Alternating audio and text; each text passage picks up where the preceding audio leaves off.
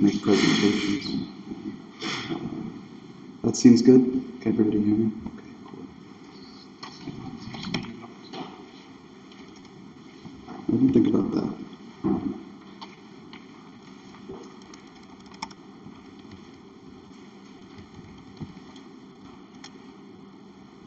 This is not my talk.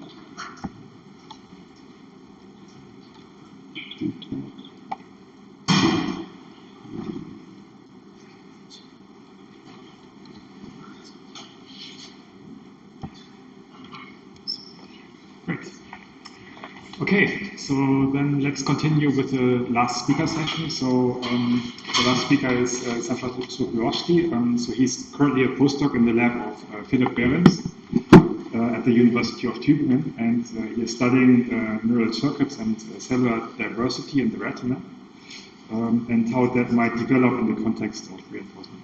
Yeah. That's ostensibly what I'm working on, and isn't actually what this presentation has anything to do with. I still need to work on my understanding of the retina at some fundamental levels. Mostly I'm a theorist who gets involved in interesting data applications.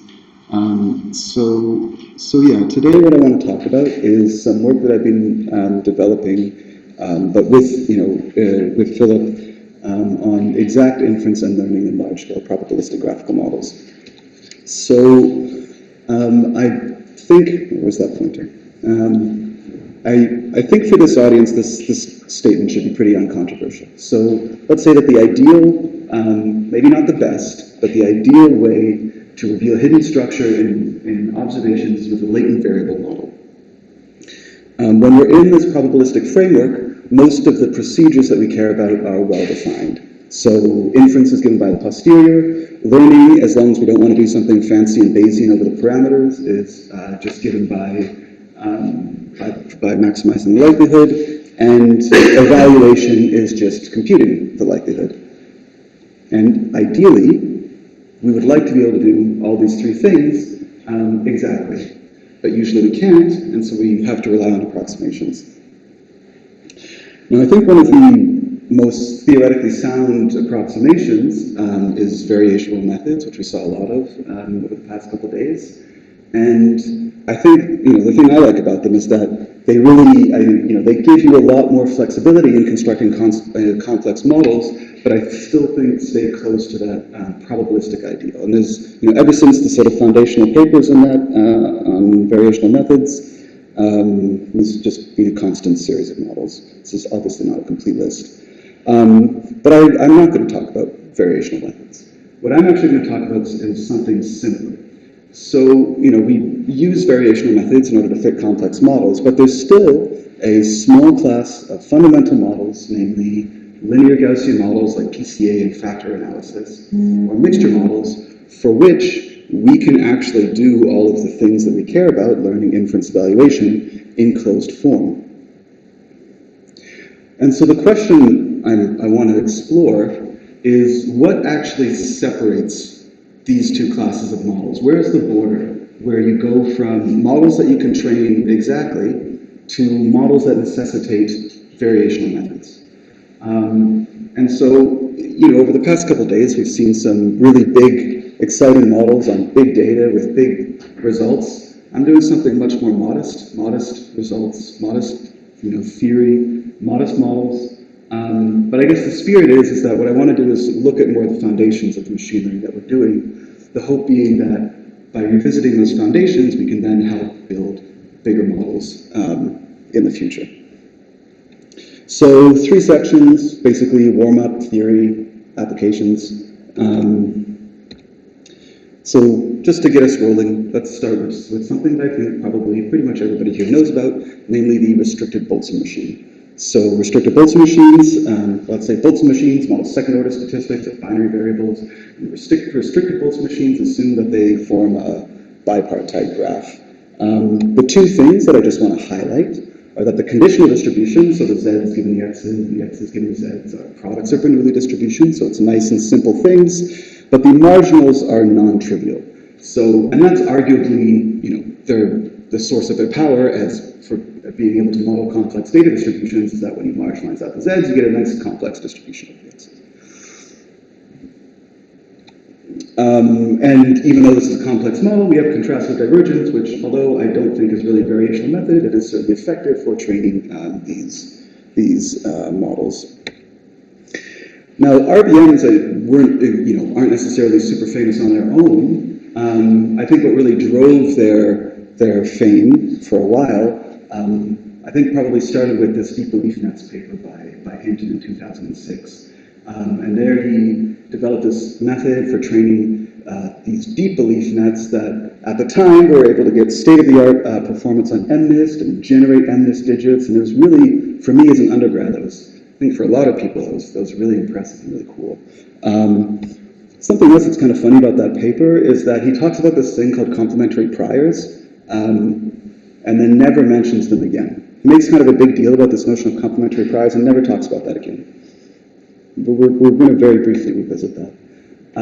So for a long time, RBMs were really a central part of deep learning research. You had more extensions and hierarchical models like deep Boltzmann machines, which were part of some really cool cognitive modeling work. There's like a ton of forms of recurrent restricted Boltzmann machine, and here's a famous one doing some modeling of video and motion data, I should say. But sometime around 2012, I'm not a historian, that's kind of when I guess there would be a bit of a turning point. People stopped caring as much about RBMs, I think, in deep learning and focused more on big architectures with backprop. But luckily, there's still people interested in probabilistic methods, and that's what I want to keep driving forward today. Now, I'm not necessarily interested in RBMs in particular. I'm interested in a slightly more general, maybe less well-known class of model called an exponential family harmonium. So exponential family harmoniums, I'm just going to tend to call them harmoniums, also have this bipartite structure. But rather than having conditional distributions, which are products of Bernoulli's, they have conditional distributions, which are just arbitrary exponential families. You pick two exponential families, one's for the likelihood, one's for the posterior, you end up with a harmonium, and then you can do some statistics. For example, you can say, well, the posterior is Gaussian and the likelihood is categorical, and then you can kind of build this latent representation of newsgroup data. That's what Welling did in 2005. I kind of like this model because it's effectively an upside-down mixture of Gaussians. Now, one piece of theory which I think is even less well-known, but it's something that I think is really interesting, is that there's a long history of research on exploring a very specific question, which is that let's say that you know that your likelihood and posterior are always in a particular exponential family. Then it turns out that that's actually a sufficient condition for saying that the model, the joint distribution of these variables is actually a harmonium. And I like that because it makes this harmonium structure, which is just, a model with some parameters, it's not just a nice model with some nice properties, it's actually kind of a fundamental representation of a sort of geometric way of defining probability distributions and latent variable models. We kind of pick exponential families that we care about, and we put them together in this way, and then what we necessarily end up with is this thing called a harmonium. And I'm going to formalize this a bit more later, but again, I want to stay a little bit more high level right now.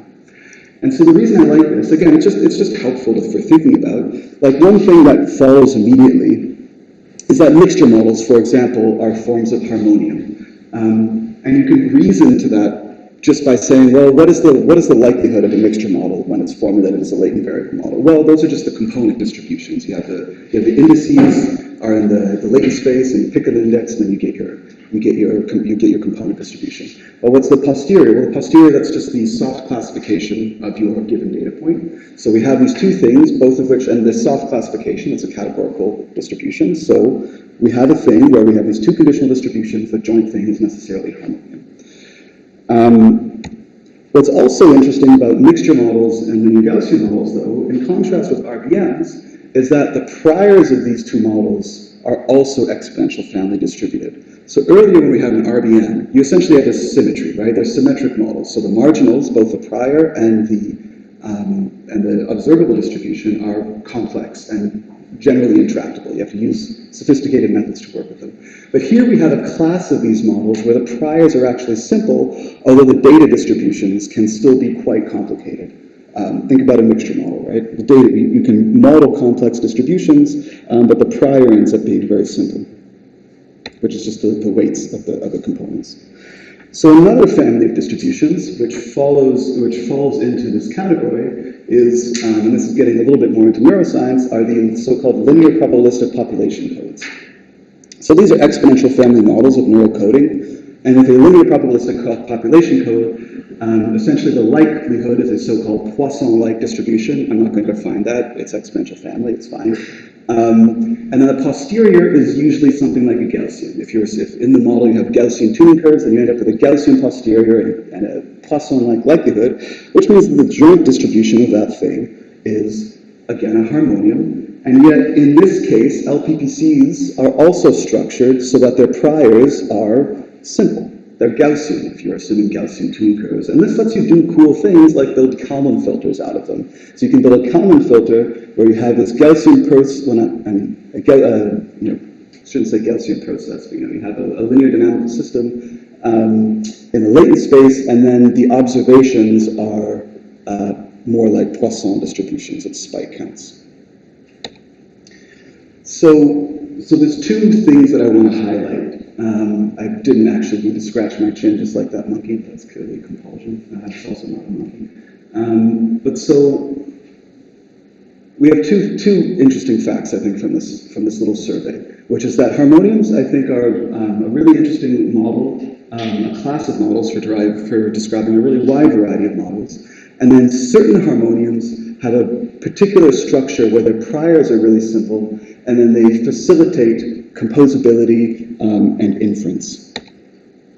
So now I want to get a fair bit technical. My hope is that if we could sort of follow this level, then when we jump back down here, this should all be fairly easy to follow again. But when I'm in this section, I just want to be very clear. So I'm just going to introduce exponential families for the sake of introducing some notation. So we have an exponential family, which is defined by a sufficient statistic and a base measure. And then the exponential family is kind of like a manifold of probability distributions with densities that have this form. You have a sufficient statistic, dot product, parameters, and then you have this thing, which is the log partition function. In exponential family land, you basically have this, an exponential family is a manifold, and you can think about it as a manifold really of probability distributions. That's what's in it, but then it's parameterized by these natural parameters. You can also parameterize it by the means of the sufficient statistics, so the expected values of the sufficient statistics. That's another way of parameterizing that manifold. You can map from these natural parameters to the mean statistics with a so-called forward mapping. So that's given by the derivative of the log partition function. And then, within this framework, it might not seem super simple, but when you get used to it, it certainly feels very simple. You can essentially define maximum likelihood learning fitting just as follows. You get your sample, you take the average of the sufficient statistics, you run it through the backwards mapping, and then you're done. Those are your maximum likelihood parameters. So now what a harmonium is a certain kind of product of exponential families. So you essentially, you pick two exponential families out of which you want to assemble your harmonium, and then you end up with a distribution with a density like this. You have these biases for these sufficient statistics, and then you have these interaction parameters which determine how your observable and latent variables actually interact. Now, just in case it's not obvious, a harmonium family is also an exponential family, where you just kind of put everything together, you get a product here, you wrap all these statistics up into a vector, you take all the parameters, you put them into a bag, and call them that. So it's also an exponential family, it just has this particular structure. And then, within this, don't worry, I'm not going to break this down in detail, but, you can define things like the expectation maximization algorithm in a very, very concrete way for this model. Essentially, all you do is you take your posterior parameters. Oh, look at me, I'm explaining. I can't help myself.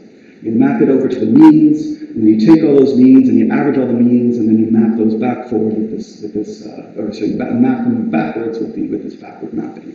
And the point I just want to make is that it gives you very specific expressions for the kinds of for statistical problems. Now, getting back to this point about how you have this if and only if between conditional distributions and harmoniums, this is just written in this is the same thing as before, but written in a slightly more formal language. If you have your likelihood and your posterior, and they're always in these two exponential family manifolds, then you have to have something that is in a harmonium family, and vice versa.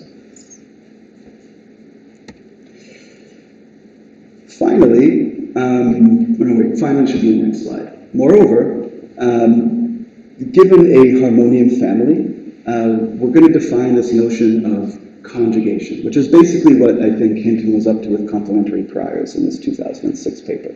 And conjugation is just this idea from statistics that the prior and the posterior have the same parametric form, and so all we're saying is that we can define conjugations in this harmonium context by just saying, well, we want the prior, P of Z, to be in this exponential family, and we know that the posterior of this thing is also in the same exponential family. So we now have, when a harmonium satisfies this definition, we have a thing called a conjugated harmonium.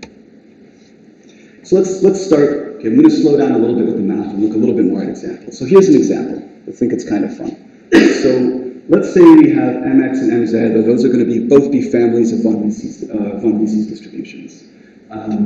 Now, here, I'm plotting just an arbitrary harmonium, von Mises harmonium thing.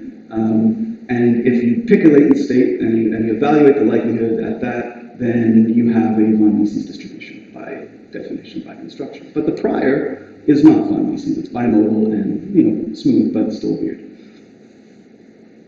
But if you restrict the likelihood such that it's essentially pure rotations, then the prior all of a sudden is von Mises distributed. So there's essentially a submanifold in this manifold where you have these conjugate or complementary priors, where everything still stays kind of well behaved. So essentially what we want to do is figure out a way of identifying that submanifold of this guy so that we can do this kind of simple inference and statistics. And you can wrap that up in the following lemma. It's pretty easy to show, but it's kind of a nice tool for finding these submanifolds in a bunch of different models. So basically what this says is that a harmonium distribution, so P of xz, is a conjugated harmonium if and only if this equation is satisfied. So this equation is just the log partition function of the likelihood. So in some sense, this is just a property of the likelihood. But if the log partition function of your likelihood distribution is given by this affine function in terms of these parameters, rho z and rho naught, then your family is conjugated. So, again, I'm going to start trying to get a little bit more concrete. Let's look at some more examples. We already had this example of von Mises distributions, and here we can essentially define, we get this conjugated property as long as these interaction parameters are a rotation matrix. We also know that the multivariate normal family is a conjugated family because the priors are also multivariate normal. And the conjugation parameters you can compute by some unsurprising linear algebra. And basically the condition on this thing is that these interaction parameters have to only be for the first order interactions. And that's just a condition for an additive Gaussian model. If you had interactions between the second order statistics, then you would get a non-additive model. And the one nice thing that we can, one kind of small result that we can actually start to get at this is that the only condition here on the latent family is that it has these sufficient statistics. It looks at the first and second order sufficient statistics. But there is more models than multivariate normals that have sufficient statistics like that. For example, the Boltzmann machine. You could actually do closed form Bayesian inference where you have Gaussian observations and Ising model priors. So that's just a fun little thing. I've never actually done anything like that, but one day. So I'm going to do this. Another family of conjugated harmoniums is mixture models. So that's basically where this manifold up here is the family of categorical distributions. And then you end up with a mixture over these distributions in MX. And the conjugation parameters are, again, I'm not going into how to compute them. They're usually simple. It's just more formulas and things. And then the last example is from the family of probabilistic population codes, or at least this is related to that. It's not quite the same thing, but it's very related. So if the observable exponential families are products of Poisson distributions, then P, the harmonium, is conjugated if essentially what this guy is, this is the sum of the tuning curves in computational neuroscience language, so you have the average activity as a function of the latent state. If the sum of the tuning curves is given by this affine function over here. And this is related to some ideas about efficient coding, which suggests that the sum of the tuning curves should be constant. So essentially, one kind of corollary of certain models of efficient coding is that you actually end up getting really simple recursive Bayesian inference. If you have an efficient population, it also becomes one where statistics becomes, where Bayesian inference and certain kinds of statistics becomes easier. But we can also do something a little bit more flexible where we can bend it a little bit. Maybe, I don't know, maybe that's related to sensory adaptation or something. It doesn't matter. So, so we have this little zoo of these models that we can work with. And we essentially can go back and we say, okay, what did we want to do with these things? We wanted to do inference, we wanted to do learning, and we wanted to do evaluation. And essentially with all these three different things, when you have a conjugated harmonium, you end up being in a regime where all of these things become a lot easier. I'm gonna move a little bit faster. If people want to ask, they can, but suffice to say, you get hooks into doing all of these things much more exactly than you would have been able to do if you just start with a general harmonium type object. Moreover, you can also stack these things, and that also becomes efficient. So and that essentially looks like this. So let's imagine stacking one of these models, which essentially means we have another variable up here, we have three exponential families, we got three sets of sufficient statistics that we get to interact, and then computing these conjugation parameters just proceeds as follows. You compute the ones for the likelihood down here. This prior distribution is then given by these parameters. You compute some more conjugation parameters up here with this marginalized distribution, and now all of a sudden you have the prior up here at the top. So, and this, this is just the start because it also plays out into, again, doing efficient learning, inference, and evaluation in deep probabilistic models. This also has effects in recursive Bayesian inference. So when you have something like a Kalman filter or a hidden Markov model, you define a transition distribution and an emission distribution, and as long as those things play out in this whole conjugation theory in the right way, then you can do closed form Bayesian smoothing on the resulting model. And I'm putting this slide up as a bit of a joke. I'm not actually going to explain this whole thing. But the point is just that this is, complicated. This is how you can do smoothing. But this is one algorithm for smoothing, for Bayesian smoothing, for both mixture models and Kalman filters, and mixture models with arbitrary observation distributions. It's all wrapped up in this guy, and doing some linear operations and these conjugation parameters and some kind of recursive calls to this function here. And the reason I want to put this up is just because if there's anybody here who's ever implemented smoothing algorithms, like the Baum-Welch algorithm, Kalman smoothing, those are some of the most complicated mathematical algorithms that I know of. I mean, there's more complicated models, but there's a lot of moving parts of those, which I think are easy to lose track of. And this becomes a very high-level way for expressing smoothing for essentially, I mean, I don't want to say all closed-form Bayesian filters. That would be too, too bold, but certainly a lot of them. All right. So, how much time do I have left? About 20 minutes. Oh, 20 minutes. Okay, that's so much time. Okay, we'll go back and we'll go way more into the math. No, it's okay. So now we're going to look at some applications. What I want to demonstrate is three things based on this theory. First of all, how we can develop better models of population data, like neural population data, how we can do smoothing in a non-standard model, and then fitting one of these so-called deep harmoniums. And all of this is going to be on real data. This isn't just toy experiments, except in one case, but it's a really good toy experiment. And I just want to emphasize that I'm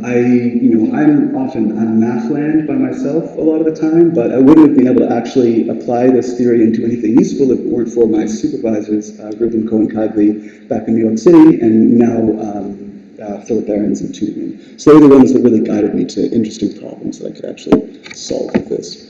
So the first thing I want to talk about is modeling population activity in V1. So we have V1 recordings from macaque V1 responding to drifting gratings, and we want to be able to capture all the statistics in that population.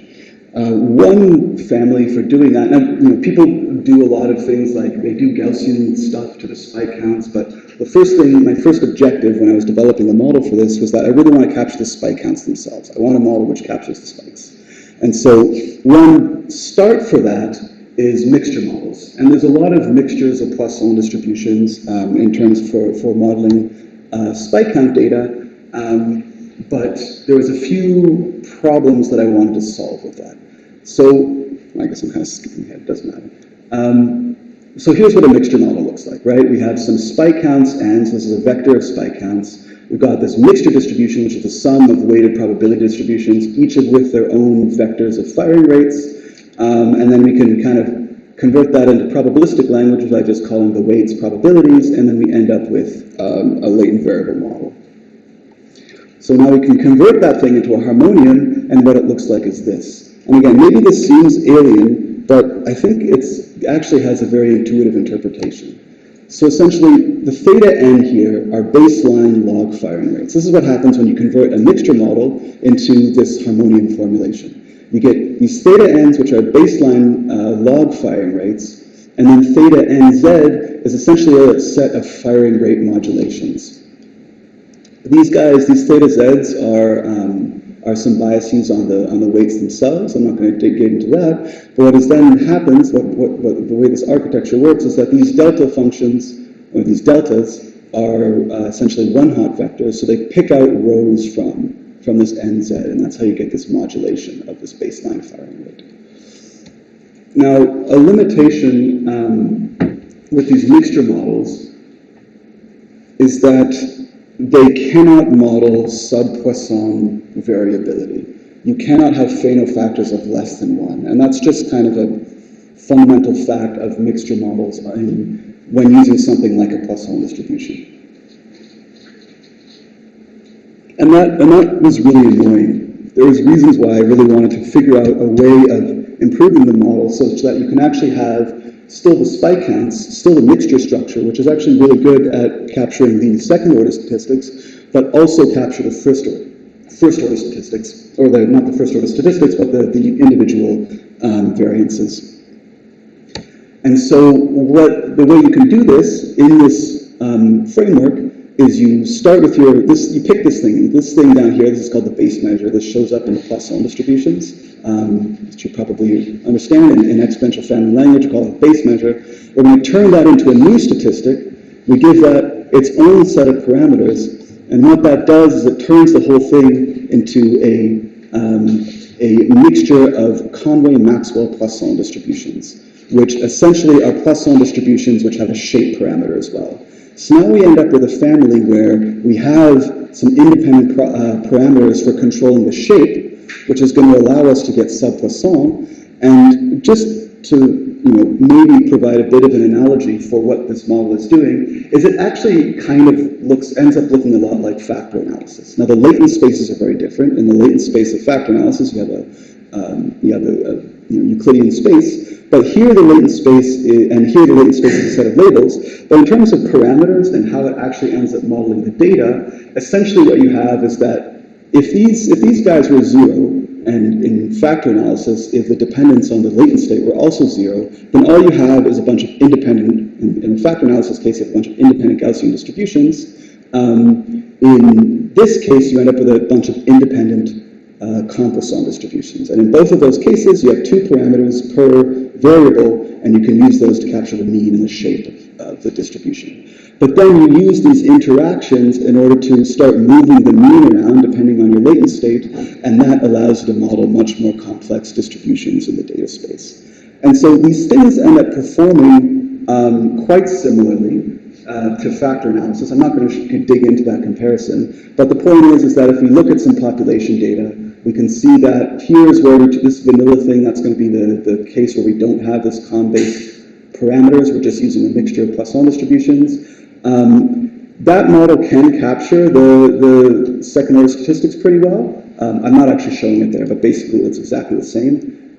But it really struggles at capturing the individual variances, and so that's the blue, and then the red, that's the kind of improved version that captures the individual variances. And then in both cases, we can do a really good job of capturing the second order statistics. Yeah. Quick question: was it is every point represent one neuron? Exactly. Each point represents the correlation between two neurons. And on the left, each point is a neuron. Each point is a neuron. Sorry, I'm not really explaining this very well. This is a plot of the phenofactors, and each point is a neuron. And so you can essentially, you're comparing the data and the model phenofactors, and you can see that with the basic model, it doesn't really capture the phenofactors, but it does do a good job of the improved model can capture the phenofactors and the second order structure. And just to kind of show that there's different kinds of structure that the model can actually capture, I did sort of one set of demonstrations on anesthetized macaque recordings and another set of demonstrations on awake macaque recordings.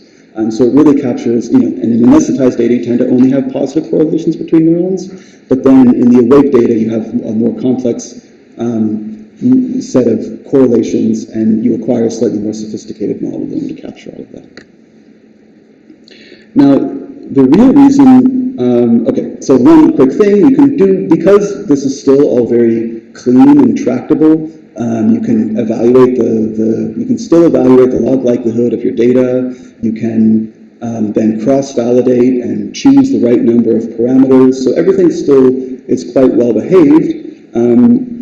And then the other thing, and this is the real reason I developed this, is that this thing actually turns out to be a really good basis for building a decoding model. So what I did is I compared the performance of these conditional models and then used Bayesian inversion in order to do decoding. It does much better than a linear decoder or a decoder based on independent Poisson distributions. And then I rolled up my sleeves and tried to train an artificial neural network to do decoding with way more parameters. And the artificial neural network, unsurprisingly, does better than this Bayesian inverted model, but you can still get really close with a model that's essentially both an encoding model and a decoding model. Whereas the artificial neural network is only going to do decoding.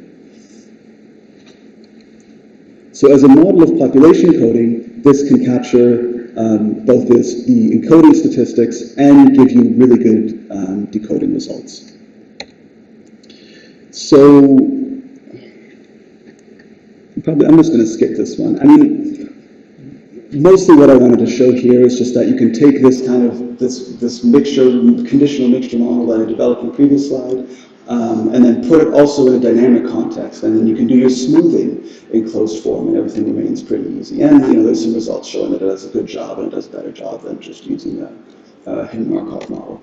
But the last thing that I really want to emphasize, and this is what I just worked on. So the first model I published in eLife, the second one I took to cosine. This one just submitted to some nerds, and we'll see how it goes.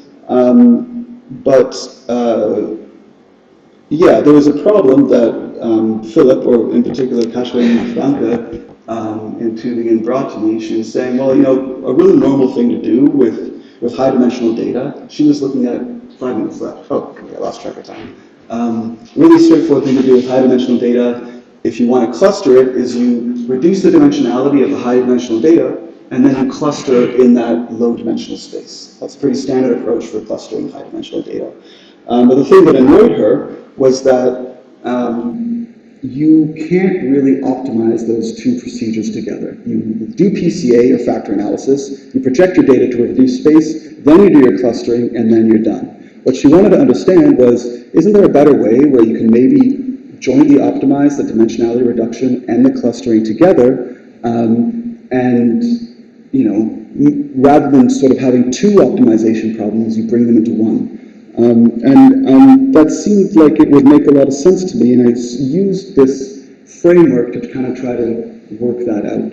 And basically the way that looks is this. You have this graphical model where at the top you have your categories. Here you have a multivariate normal distribution in your projected space. So this is going to be a lower dimensional thing, like 5 or 10 dimensions. And then down here you have your data. And this is going to be PCA of factor analysis, so it's going to factorize.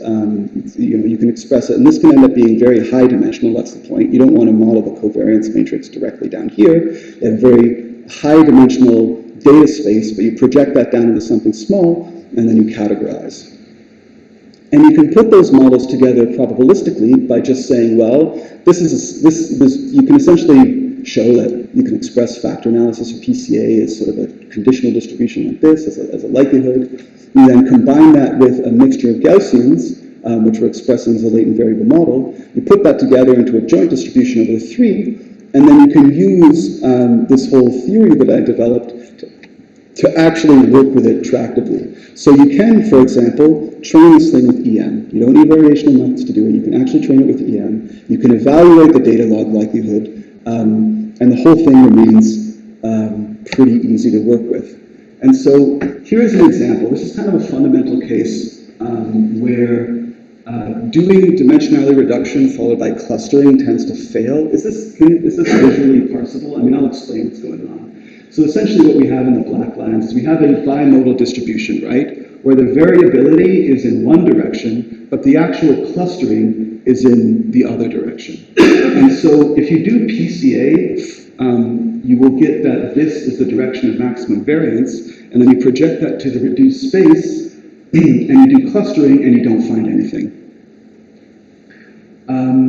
Now, if you do the dimensionality with a reduction with factor analysis, sometimes you can find the correct direction, but you usually aren't able to ultimately do a good separation between the two modes. But if you use this model, if you use this method, where you are actually jointly optimizing the factor analysis and the mixture of Gaussians, then you can actually totally recover the two modes, even though the variance points in the wrong direction. And if this isn't a pathological problem, people kind of know that this happens in data. It's just that there's not necessarily good methods for actually solving it. So we threw this model at some RNA-seq data. I'm not really going to explain it. Just suffice it to say that because we can look at the log likelihood of the data, given the data, we can do cross-validation. We can say how well is a PCA, this kind of two-stage PCA, two-stage factor analysis versus this kind of unified approach where we're jointly optimizing everything. Do we get some performance advantage? Yes, we do. This actually can do quite a bit better with, one way to look at it is that, in order to get, you need a lot more parameters in these models to get the kind of performance that you do with a much simpler model where you're actually jointly optimizing things. And this is the last slide. This way of breaking down complex models by finding ones that are easier to work with, I think is, that's kind of what I'm doing anyway. And what I really dream of doing, what I'm working on at the moment, is finally taking this little result around Poisson distributions, putting that at the bottom, and then what you can actually have is a model where you're doing nonlinear dimensionality reduction based on count distributions and clustering all in one model, where you're doing EM, and you can evaluate the data log likelihood. Now, there's definitely some hard mathematical problems still to solve there, but I think theoretically it's possible. And you can even throw a Markov chain up there too. It'd be crazy. But so anyway, that's it. Thanks for your attention.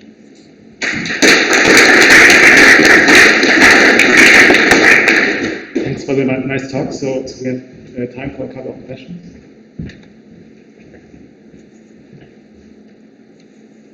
It's all right. People are tired. if people are ever interested in these methods, I have papers up and which go into the detail and shows how to implement them and everything. So you're always welcome to get in touch. So maybe, yeah. It's more a suggestion question. If you're talking about a domain where you do also PCA and clustering, the question why its point does not make sense. Spikes all in the Right, spikes all in where people actually they do PCA and stuff, and then do clustering, and like this example you showed where it's direction in that direction. I could definitely just show you a very good one. This exactly. Yeah, I mean, I don't know if it's like that, but we have got the nice results in the armies, but focusing on that, but he seems. Yeah, exactly. Yeah. No. Might be worth looking at. Yeah, no, for sure. I definitely want to look into that data some more. So maybe one question. Yeah. So what about time? So how do you plan to deal with time in general in these kinds of things? I mean, so I'm not generally looking at continuous time. I think there might be ways to do that, but I look at discrete time. But, there is, as I sort of hinted at, there's a way that you can incorporate Markov chains into the latent space and then building something like a hierarchical hidden Markov model, and then still retain these analytically tractable properties.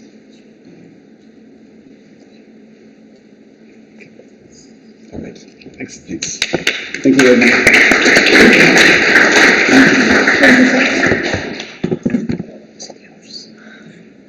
Yeah.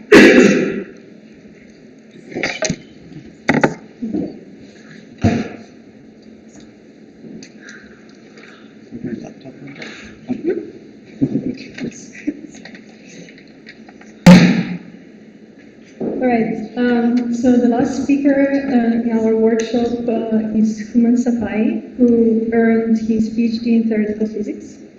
Since then, he worked on various computational and modern aspects of information processing in the brain.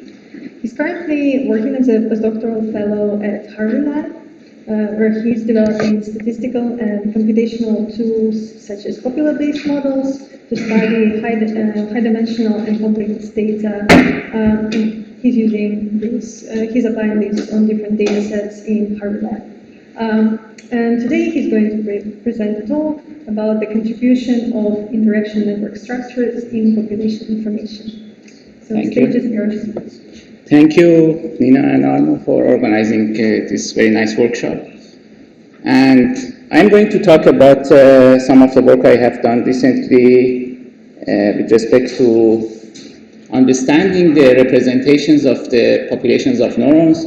Basically, a very broad range of questions in particular neuroscience is to understand what is represented in a particular neural population activity in terms of the ongoing sensory representation, decision-making, or cognitive processes in the brain. And I don't need to convince you that information theory is one of the most powerful ways of addressing this type of questions. You can define your appropriate information-based measurement and try to apply convenient methods to estimate the information which is represented by the neural activity with respect to any particular aspect of what's going on in the brain. Obviously, that requires some measurements of information, which is not what I'm going to talk. The other approach is, which I'm interested in and I want to share with you, is try to understand some of the basics of the population coding, basically what is happening in a collective representation of single neurons to generate some signal or some representation beyond what can happen in basically in the level of single neuron representations. And that is usually called, can be defined in terms of very basic population codes. The most simple one would be if you start by putting together representations of single neurons which are just work independently, but they try to basically represent different aspects of like a very complex stimulus or variable. You can use the advantage of the fact that since the single neurons are covering different dimensions or different values of this stimulus, your population code will be more able to basically represent the full stimulus with respect to the single cell.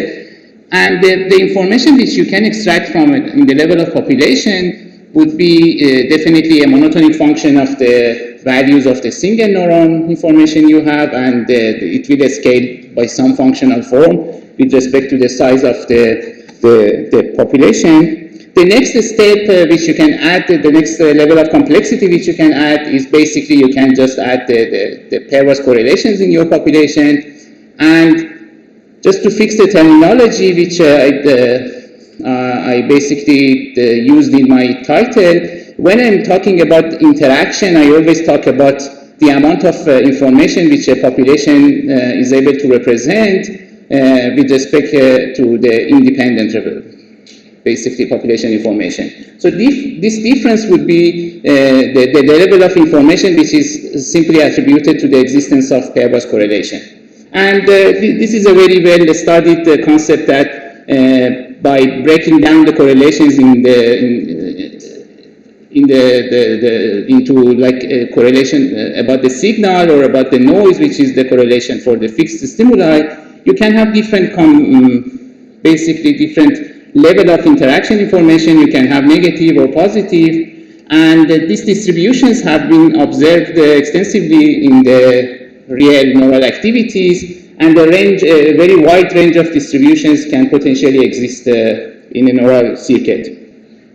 So, and in the level of computation, obviously, the very first basic feature which can contribute to the population information of this network would be of course, the average of the single neuron informations and the average of the pairwise interaction informations which you have in the population. If you have a population with mainly positive or what I call synergistic, for the sake of simplicity, pairs in your population, you would basically, that population would contribute a positive component to your population information, and then you can also, based on the way you define your model, your population information, it will have some dependency on the population size. So what is the next level of complexity we can add to this simple picture? Of course, we can add higher order correlations. The next obvious one would be to add the level of correlations in the level of triplets or quadruples, etc. But in the real data, we have the limitations of finite sampling of the statistics which we have, and usually higher order correlations, especially in general spiking activity, which we usually have, is not feasible. So here I'm just focusing on a very simple aspect of this basic interaction structure, which can exist beyond just the distribution of the interaction and distribution. So beyond the distribution, what you can get, you might have networks of interactions in which different levels of interactions are kind of clustered or organized in a non-random way. For example, in this particular example, there are two blocks of neurons corresponding to these pools, which they are positively interacted, and the interaction between these pools are maybe negative. And this type of populations have been observed in the brain. So in this study, for example, they looked into the two pools of neurons in visual cortex corresponding to neurons which are tuned to, basically selective to different stimuli, and they observed that the level of noise correlations and the interactions which they have within each of these pools of neurons is substantially different from the noise correlation and interactions which they have between these pools. And so here in this talk, I'm going to kind of focus on this particular feature or pattern of population activity which can be present in a neural network, and try to first understand what would be a simple way of quantifying these structures in a given pairwise interactive population, and what is the possible contribution of these structures to the population information. So this population structure information would be an additional gain with respect to what you would expect to have from a population with the exact same interaction distribution. And at the end, I show you an example data which is basically showing this type of results I will talk about. So the very simple way of basically defining the structures is by starting from a very simple binary graph in which each node corresponds to a neuron, and the links correspond to the interaction or connectivity between them, and it can easily be defined by an adjacency matrix. And in this simple way, I mean, I will define the network structure as the existence of any kind of topological difference between my graph coming from the data and the graph which is generated by randomly redistributing the links into the graph. And for example, you can see these are very simple kind of structures you can have in a particular graph. In the first one, for example, there is a kind of all the links and the connectivities happen to be happen between a subpopulation of the nodes, and in the other one you have a kind of more than one number of clusters existent in the graph.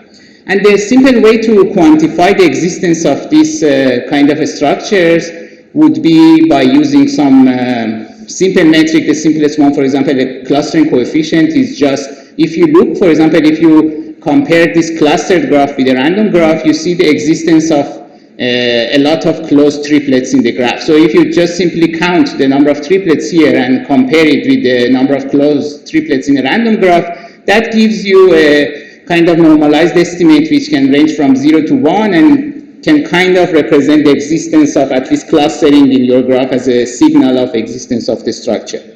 The other more general way of defining or quantifying the structure would be to use some measures such as graph entropy, which is basically defines a kind of density function over the spectral space of the graph representation by computing the eigenvalues of the Laplacian of the graph. And if you do that, actually you see something, a kind of expansion in terms of different kinds of motifs, which basically resembles what you would expect from expanding this type of graphs like in Feynman diagram or more generic situations which you might have.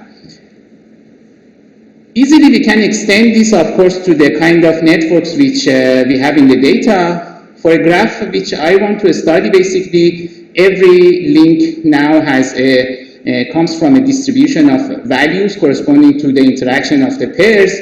For the matter of simplicity, and because mainly this is the most important component information from this distribution is whether the pair is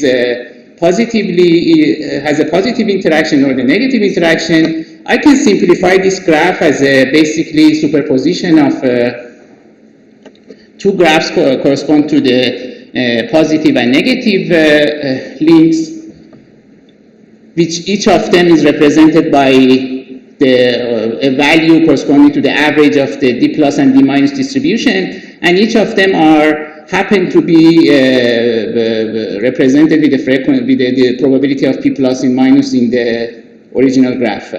You can then easily extend the clustering coefficient and the graph entropy to this kind of more general type of graphs.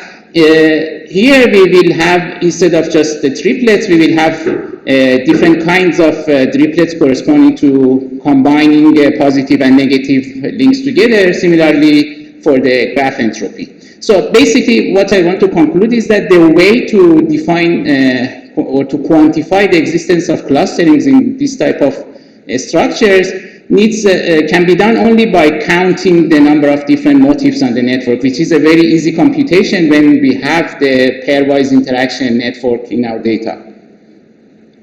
We can kind of visualize also a little bit further, this will be helpful later on, to kind of simplify or limit ourselves to a particular, just a two-pool model in which I allow my data, I can pull, for example, the clusters corresponding to similar sign just to approximate it with just one pool. And if we do that, and if we just use parameterize it with two probabilities of the two pool, I can basically quantify a large range of possibilities for the structure in this space of two-pool network.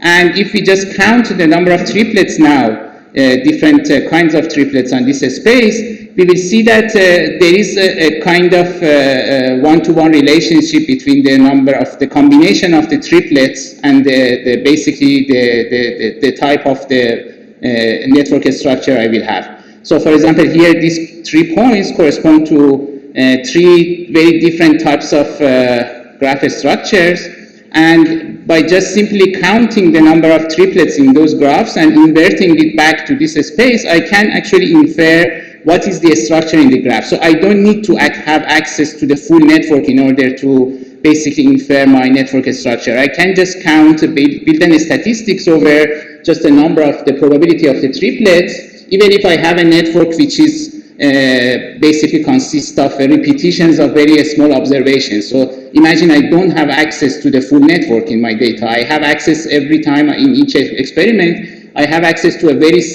small observation from this network. What I can do is that I can build in statistics over this triplet probability, and I can just invert it back, and that will give me an idea about the shape of the structure which I have on my data. So this is basically a way to the quantification of the structure. The next is to basically try to relate it to the information which is represented by population. Here we can start by a very simple model. It doesn't matter. We can start by some marginal distributions for our neurons, and we can consider a kind of matrix form interaction structure, which each basically component of this matrix correspond to one pairwise dependency. Actually, we have shown that the result which we get in the level of the small correlation of the interactions, it doesn't depend much on the basically the dependency structure you can use. You can use a large variant of the exponential copulas, for example, and they all give very similar kind of expansion of the interaction information in terms of higher order terms of the way these links are basically relate to each other. And if you do this expansion, basically what you get is that you will see that the interaction information becomes a sum over an expansion over different motifs. So the way this expansion works is that it consists of different terms corresponding to each of these motifs, and each motif contributes by a particular function which can be computed using the single neuron information and the pairwise interactions which are participating in that motifs. And it has also some scaling factor with respect to the population size. So practically what we need to basically compute, this gives us a way to infer the population information by just computing these expectation values over the graphs. And similarly for the information, for the independent information, we will have a simple functional form which is only dependent on the expectation of the single neuron values corresponding to the nodes of the graph. And here what happens is that the way these functions happen to work from the products of this basically pairwise interaction in each motif, we can basically separate two families of motifs.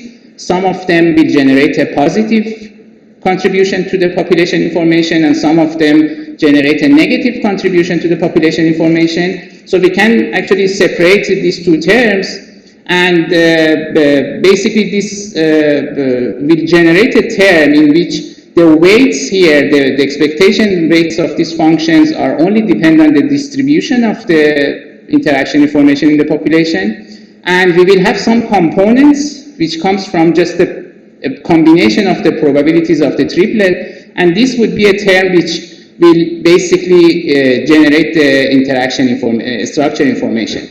And this structure information now I can basically simply define it as the information which is represented by a network with a structure, and an information which is represented after just shuffling or removing the structure in the network, but they both share the exact same pairwise distribution.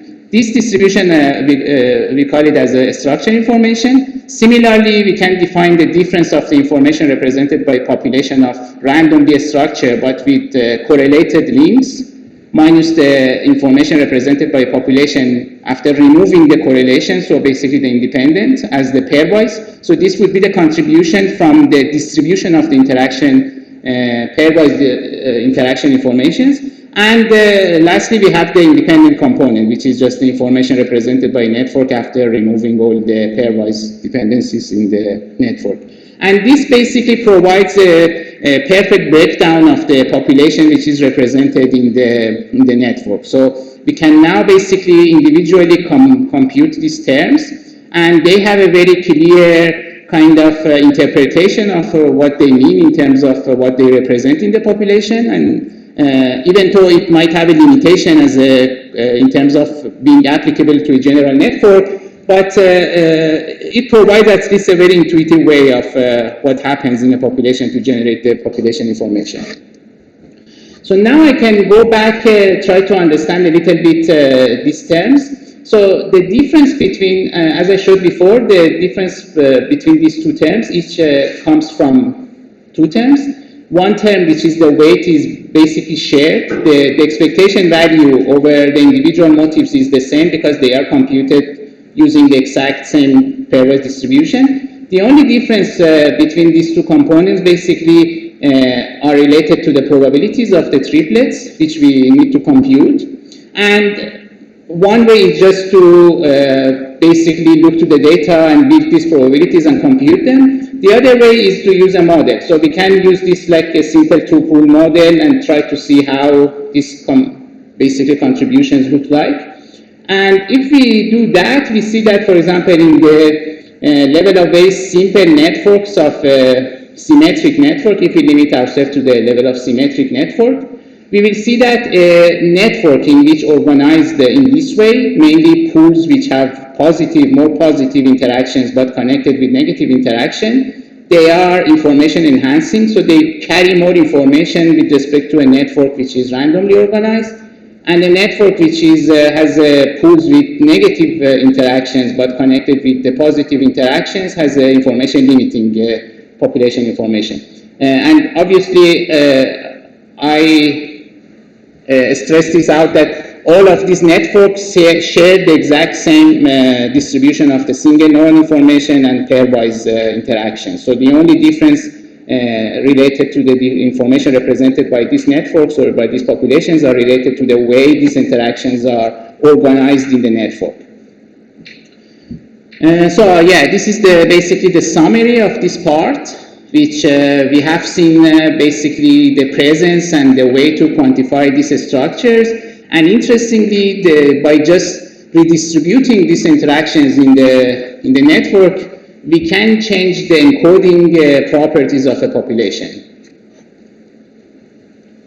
The next is I just briefly go through an example of a data which is collected in Harvey Lab.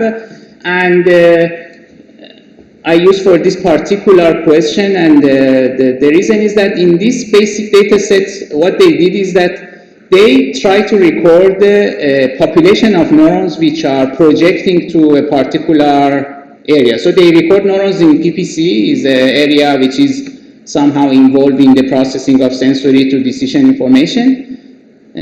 But what is important is that they kind of label those neurons which are projecting all to the same area. And why that is helpful or that is interesting is because these are the neurons which are all going to be read out by a particular target area. So it's different from if you randomly just sample your data and try to expect that the population you get from that data shows a very complex representations. By a population which is functionally supposed to be read out by a target area, so it's more possible that it's more optimized in terms of the information which is encoded and represented. So this is the basic reason, basically this data might be kind of a good candidate for this type of questions. And the data was recorded in a virtual reality environment. The mouse was supposed to do some delay match to sample task, and it's supposed to basically combine the memory of two stimulus with another stimulus at some time in the maze and generate some basically choice left to right corresponding to the association between those basically stimuli. And these are just the basic features of the data. I'm not going through, but what is, this is a tangent from the main message of my paper, but sorry about the talk, that in this data they recorded also different components of the movement of the mouse. So the different velocities, accelerations, and whatever the mouse is doing during basically performing this task. And if you look to the basically the information which is just represented or encoded in the movement of the mouse, you see that a lot of aspects of the task, which is just the different sensory stimuli or the choice of the mouse, the choice which the mouse makes, or the XOR combination between these two, which is the choice which the animal is supposed to make, is basically encoded to the movement of the task. And this was the reason that actually I used the Wine copula in order to be able to, if I want to understand the representation of a population or a single neuron, about the main aspects of the task, which are the sensory information or the choice or the cognitive processing, I want to discount for this covariability which exists between movement of the animal, which is kind of a nuisance signal present in the brain, and those main components. So basically, this is very similar to what Nina was presenting. The only difference maybe worth mentioning is that here I use a non-parametric copula instead of a parametric, and also instead of a Gaussian process, I implemented the time as one of the dimensions in the dependency structure. And also for each of the trial conditions, I basically build a conditional Wine copula. And then if you do that, basically you build up your density function, which you can basically slice, or you can basically do whatever you want. You can build your the full probability function, and using that you can basically condition it on the variables which you don't want, in order to compute the conditional informations which you would expect to extract. Also, you can use it as a generative model in order to fit it, for example, as a test to see how it performs well in terms of predicting just the neural activity. These are just some examples of how this basically can predict the goodness of fit corresponding to this model. For the pairwise dependency, also similar issue exists. So when you have a neuron which is basically influenced by both the stimulus and other variables which you want to discount, such as the movements, if you just compute the correlation between the variables themselves, some of these correlations might be the result of the shared dependency of the variables to the behavior, to the movement, basically, which that's not part of the correlation or the interaction which I was interested. So in order to condition over this, I basically build the joint probability distribution using the CDFs of the conditional neural activities, which I extracted from the single neuron models.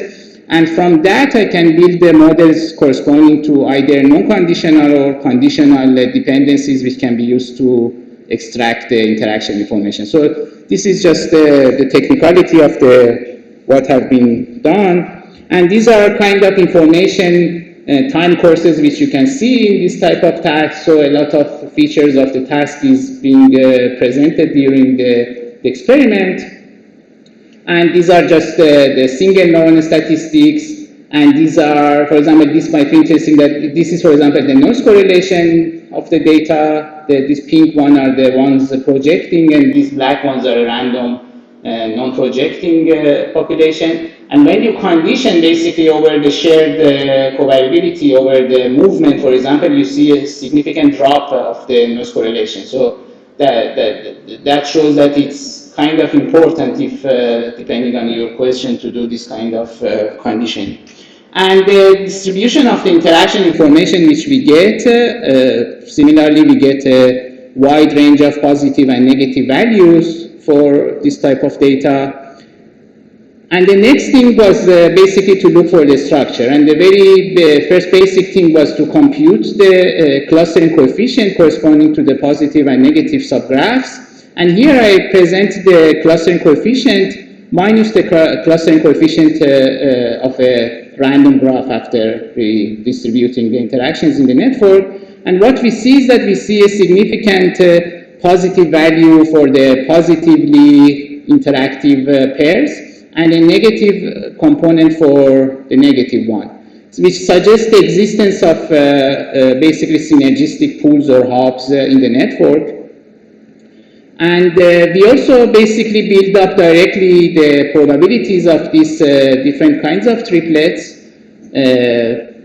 subtracting the shuffle probability. And again, corresponding to that, we see a kind of non-uniform distributions for these triplets, again suggesting the existence of some structure. And if we now basically use this two-pool model, maybe it basically is kind of intuitive, because if you compute the probability of the data, the observation which we had about the triplet probabilities, now we invert it to this map, we can build like a kind of similarity index, which the more reddish points corresponding to the points which are more similar to the data. And we see that this particular projecting data corresponds to a point on the diagonal. So first of all, it's a symmetric network, and it corresponds to this organization of the interactions in the pairs.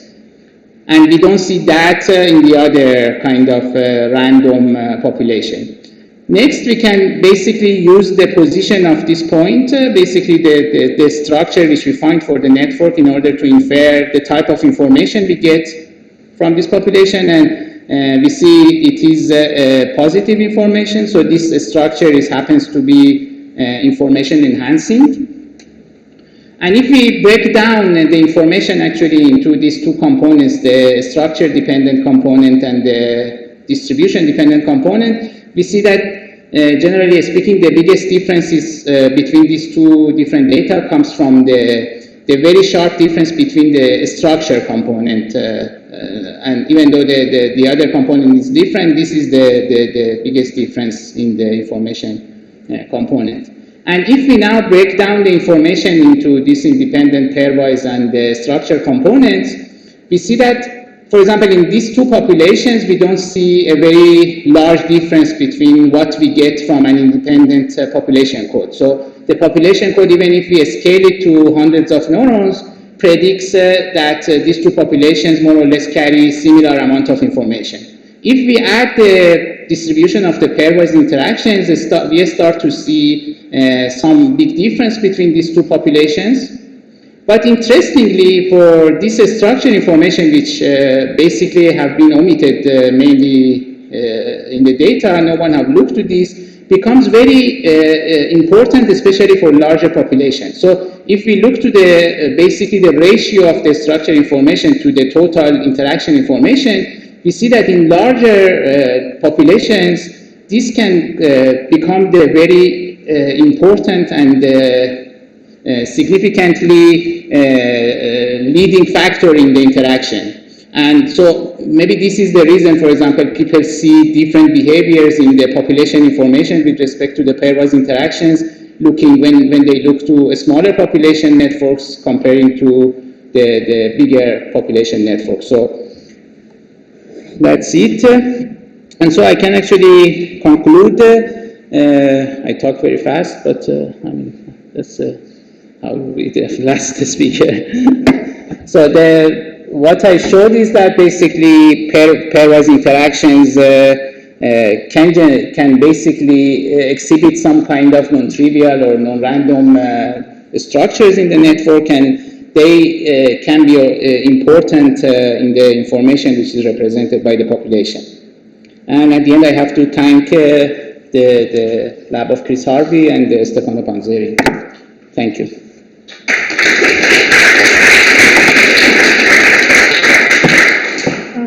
Thank you, Houman. Any questions? Yes? You were mentioning payment diagrams in the first part of your talk. Can you make this link like tighter? The motives can be interpreted as some representation of an expansion of the right quantity or so, which could be represented by payment diagrams? And that was just intuitively when you expand like a partition function of a field potential or you get the same kind of expansion in terms of mixing pairs and generating like Houman diagrams. That's a basic similar principle.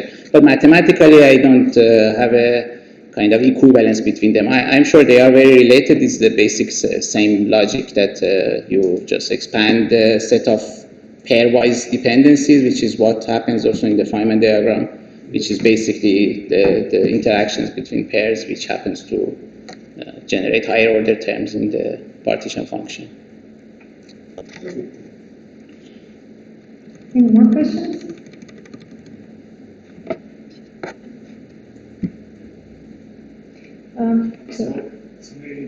So this graph-based definition of structural information, I suppose you could also go to things that you cannot describe by a graph, like higher order structures, which you don't describe by edges, but by higher order interactions, right? So I mean, that's not captured by this graph. You are not talking about higher order interactions, higher order correlations. Do you talk about higher order correlation, or you are talking about higher order structure in the pairwise network?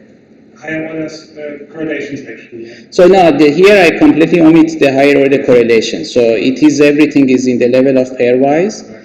I'm not sure how actually they are related. You can have a structure in a network in the with zero higher order correlation. Still, you can get basically similar type of structures in those. But I'm not sure if there is basically some kind of pairwise interaction if you start from a higher order correlating network. That I'm not sure.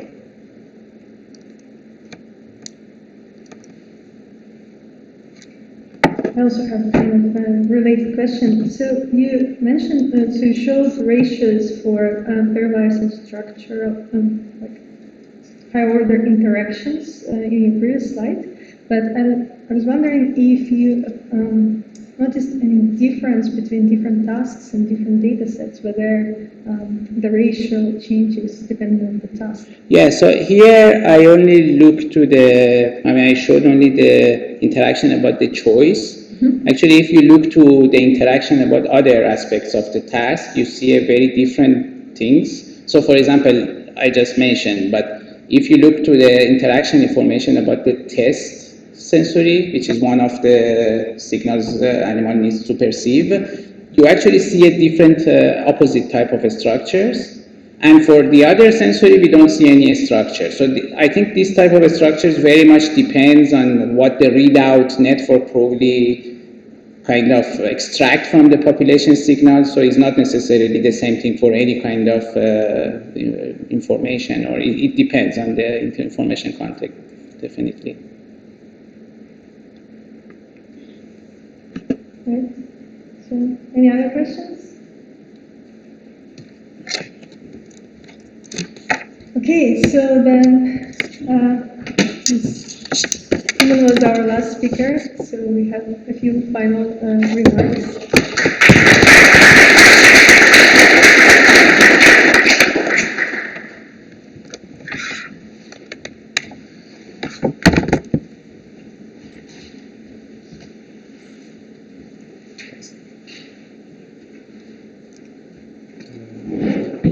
Yes, great.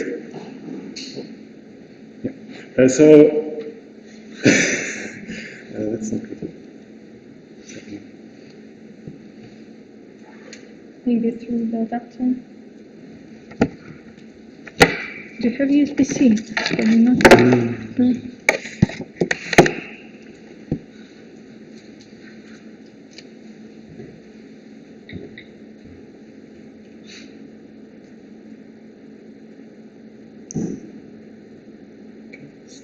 Yeah, that's good. Okay, great. So, yeah, this is the final closing session. So this session will mostly consist of Q&A. So we didn't have so much Q&A during the actual talks. So this will be Q&A mostly. But also I just wanted to summarize,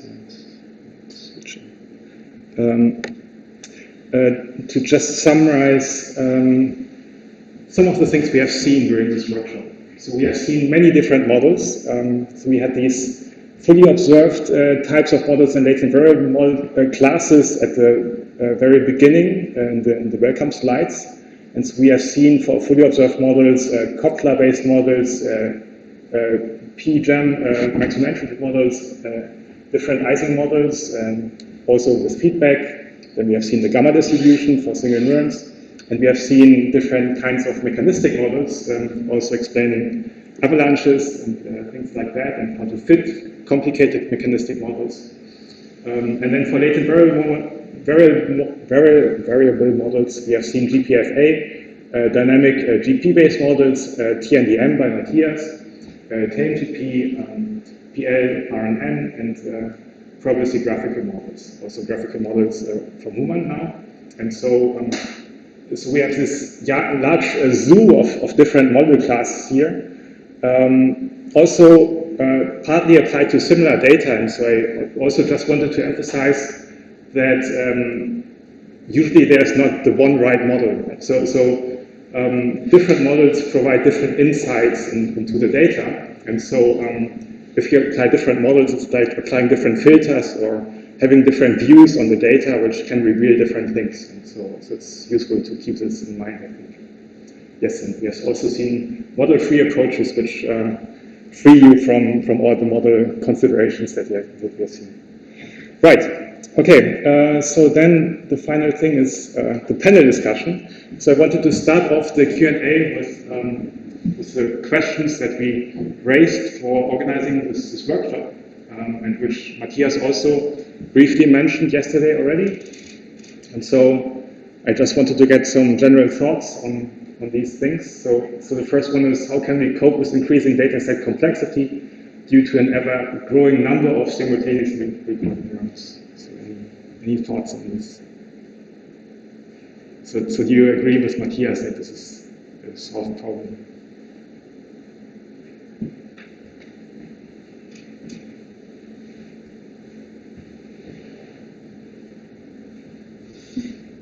You can say stuff if nobody wants to say stuff.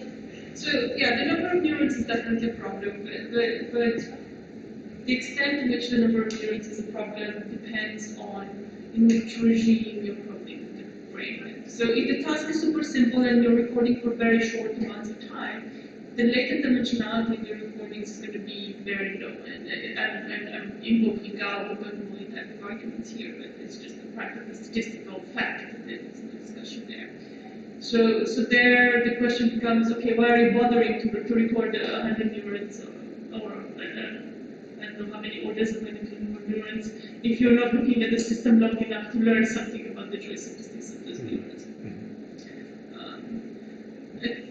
Manish is not here, but if Manish were here, I think he would say that, yeah, we can do dimensionality reduction, and we're doing lots of that, but if you want the dimensionality reduction to really tell you something about the underlying application, we need to get dimensionality reduction tools that get closer to the true data generated process, so dynamic systems, data models, and things like that.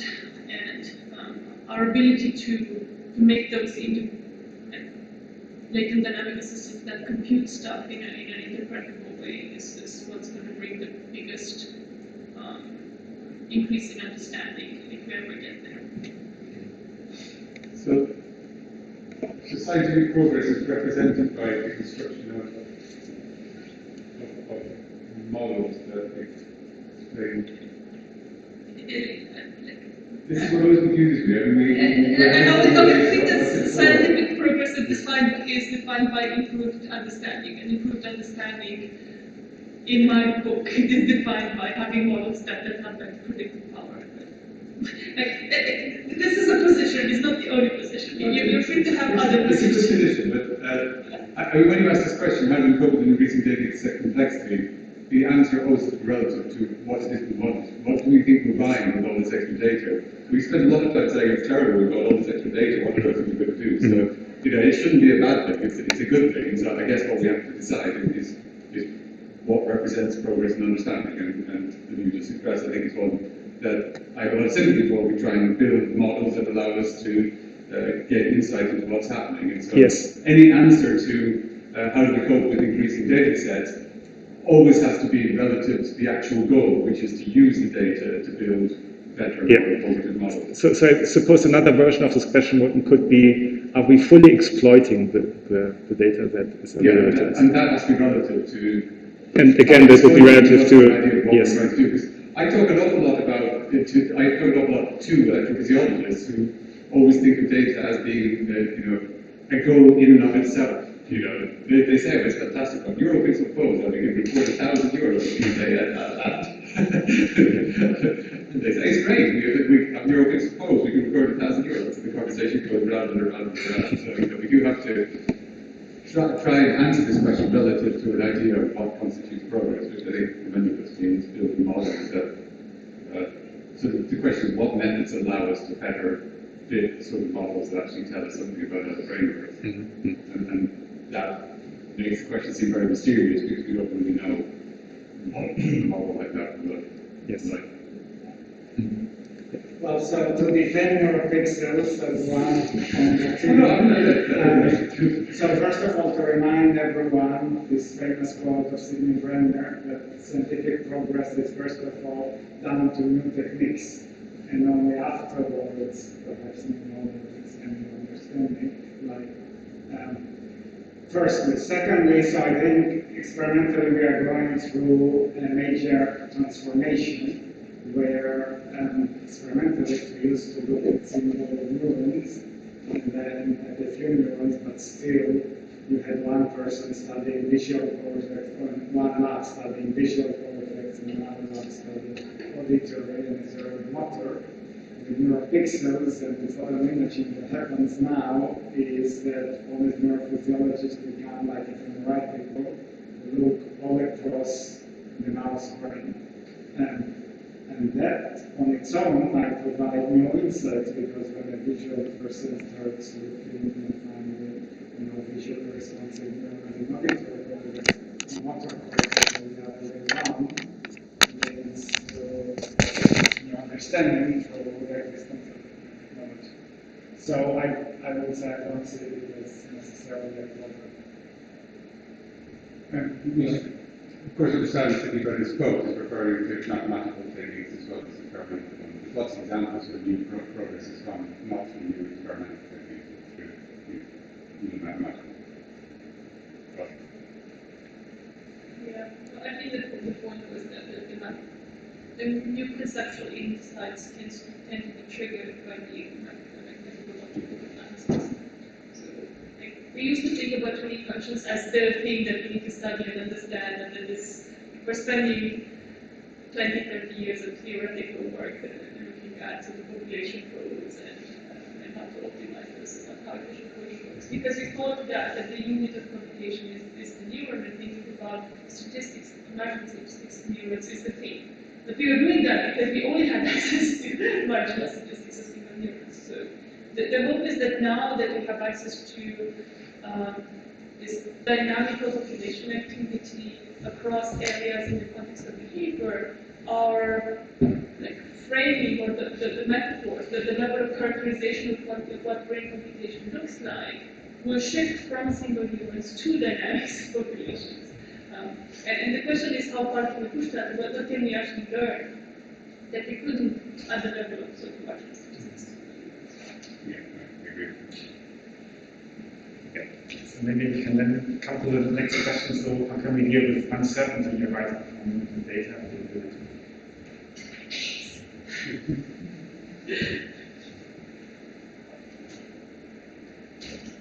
So to connect it to what Christina just said, if we embrace this variability in natural, in unstructured experimental data, do you think we have enough recording if we really embrace it? So if you have unstructured tasks, how many neurons do you need to say that, okay, I have enough? The answer is always the more the merrier. But I think from the perspective of a lot of the things that we want to do with respect to really understanding statistics and dynamics over time, we're not so much limited about not having enough simultaneously recorded neurons. I feel that sometimes we're more limited about the length of the recordings. And that's not that's a complicated one to fix, especially in the context of tasks, because maybe you can keep your recording stable for a very long time, but the animal is only willing to do the task for 20 minutes, because if it's sort of like kind of like food deprived, it's going to eat, it's going to no longer be food deprived, and it's going to stop doing the task, and it's going to sit in a corner and sleep, and then you're done. Like, no matter how much data you collect, you're not going to have data that informs the question that you're trying to address. So I find that one is harder to tackle because they teach the kid of the animal to wake up and then get it to move again. But it's not a very practical way of getting longer recordings that actually improve the computation that they're interested in. I don't know how to fix that. Like in the monkey data that we're playing with, the monkeys just like to do that sort of thing, so they stay longer in a task, but even that's limited. So. But certainly it's a great example of how to deal with it, come up with a task. Yeah, come up with tasks that are interesting. Or take the task completely out of the equation and marginally look at across tasks and things like that. But then we're not even like marginally equipped to deal with that level of complexity at this time. I mean, with the EG data, it's terrible. I mean, we do the EG experiments with language, and if you hear the same word more than 5 times, it just stops meaning anything to you. You can see that in the response. But I guess one of the great things about the present day is, although we have more data, there's always limited data, we always need more. But compared to a few years ago, we've got much better techniques for understanding how well we know what we think we know. I mean, when I started in computational neuroscience 15 years ago, we fitted models. Now we can fit models with a Bayesian approach, and HFC allows us to throw anything to the sampler. So I think the great victory now is, although we still have limited data, we are much better able to quantify our uncertainty, and I think that's a huge piece of progress in a huge way.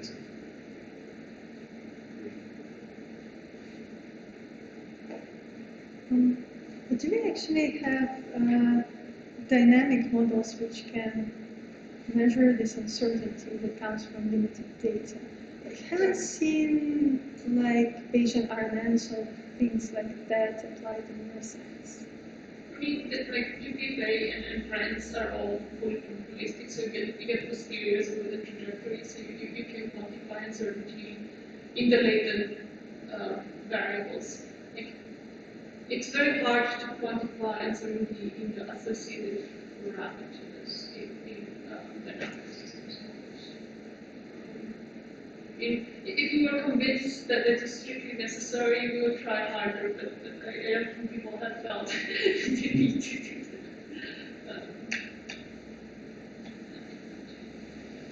I also often feel like, I mean, if you ask people whether they want to have uncertainty, like everyone's always going to say, yes, we want uncertainty. But then you ask them, so what are you going to do with it? And they don't really know.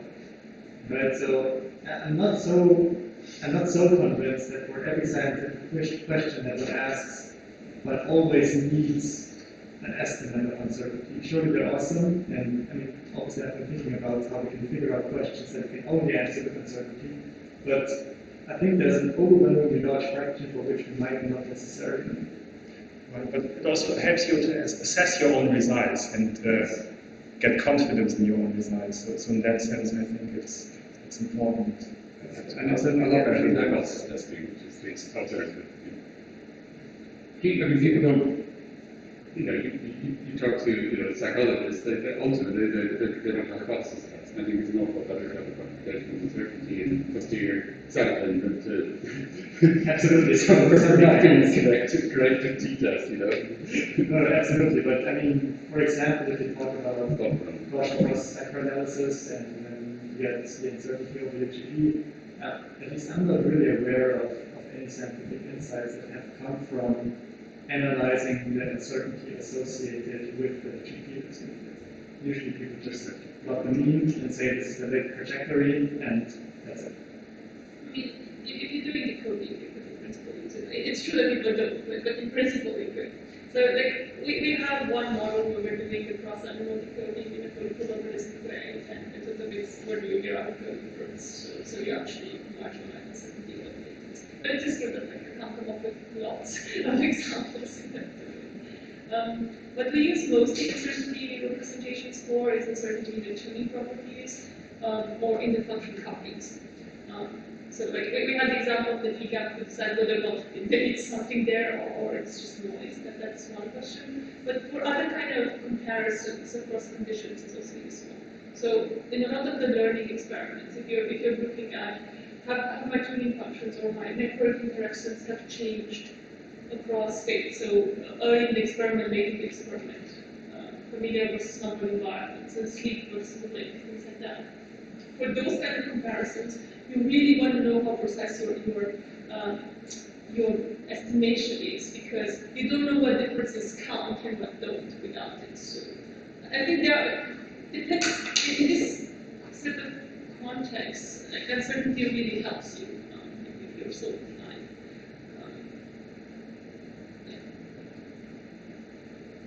Plenty of people live without uncertainty, they're perfectly happy. So I'm saying that everybody there's no way you can live without uncertainty. And that's the basis of the scientific process. And you have to have uncertainty. There is no scientific job if you don't have uncertainty. Right? So it's a constituent part of the job. I don't see how we can get rid of uncertainty. This is just nonsense. But the experimentalists wouldn't sort of like rely on uncertainty estimates to come to probabilistic fits. They would shuffle or other things to get the uncertainty measures. Yeah, but there's information, as you were saying, there's a lot of information that is exactly in the uncertainty. Just you have to. You just have to find a way of getting information out of it. Yeah. I think it's very hard to get well calibrated uncertainty models. So the more we start doing variational stuff, your error bars are not that good. Sometimes they're better than others, but yeah, the full Bayesian ideal is not quite achieved in any practical situation. Not perfect error bar system, but with error bars. That's the cost. So point 3, can we make good use of complex centralistic signals? So it's a pity that for the years not any instance.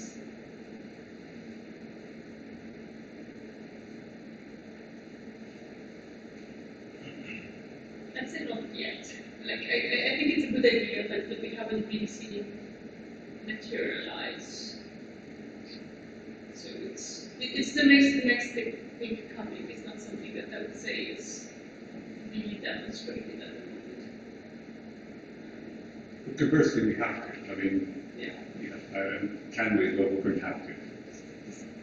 There's lots and lots of things that we do that in theory aren't working because we're using restrictive experiments. You've been studies of affective state and decision making, working language, all these things. Just general behaviors. You need mechanistic signal.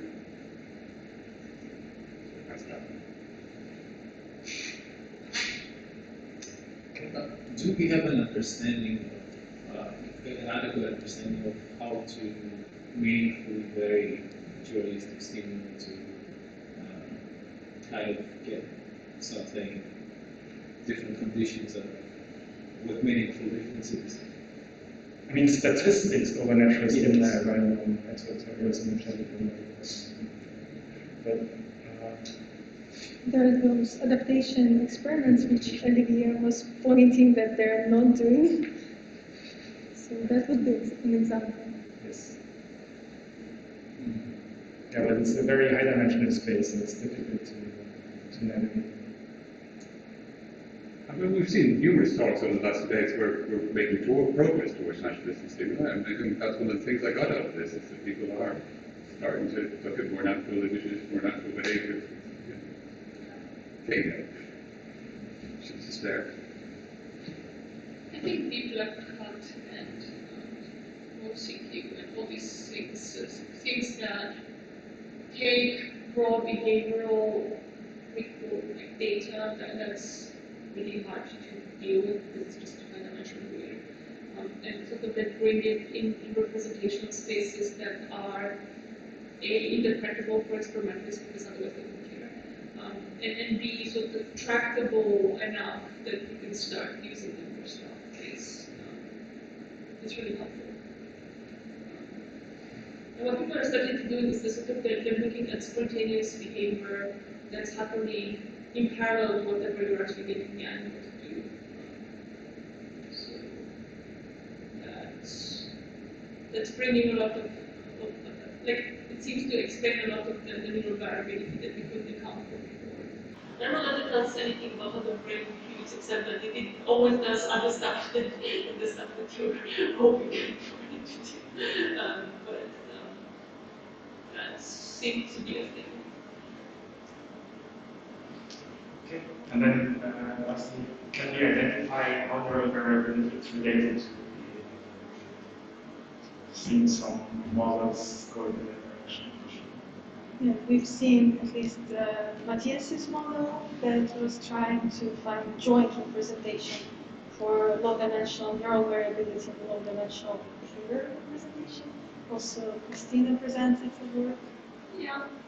There's some other dimension of this that we haven't talked about that I think is really cool, that comes from some sort of like massive animal training. So rat farms where you put the animals in a box and you get tens or hundreds of rats doing the same task, like being trained on a similar kind of schedule to do the same kind of task. And some animals learn very quickly, really well, other animals like never learn.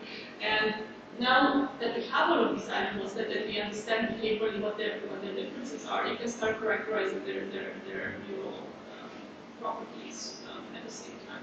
I think that this new kind of data gives us opportunity to start understanding across subject variability in relation to behavior in not yet very much explored but interesting ways.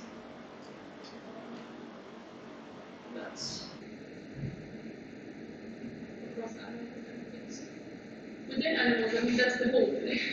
Like if you have a good model, it's supposed to do that.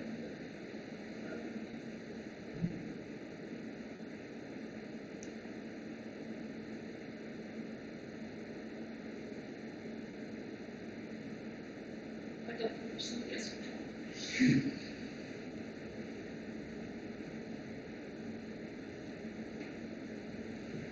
So, are there some general comments, questions that anybody has?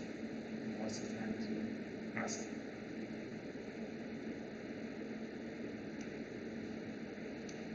It was a very long and workshop with a very dense schedule, and I guess it's time to wrap up.